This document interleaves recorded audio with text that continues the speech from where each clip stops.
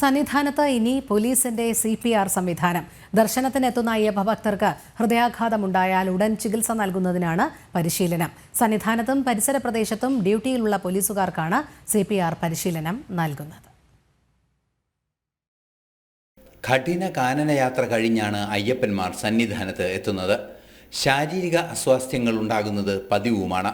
ഈ സാഹചര്യത്തിലാണ് അടിയന്തര പ്രാഥമിക ശുശ്രൂഷയായ CPR നൽകാൻ പോലീസ് ഉദ്യോഗസ്ഥർക്ക് പരിശീലനം നൽകുന്നത്.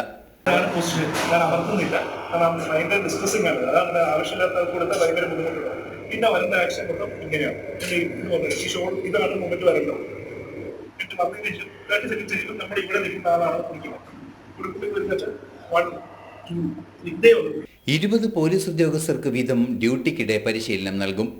സന്നിധാനത്തെ മുഴുവൻ പോലീസുകാർക്കും CPR പരിശീലനം ഉറപ്പാക്കും. വരും ദിവസങ്ങളിൽ പരിശീലനം കൂടുതൽ വ്യാപകമാക്കാനാണ് തീരുമാനം. ടീം ജനം, സന്നിധാനം.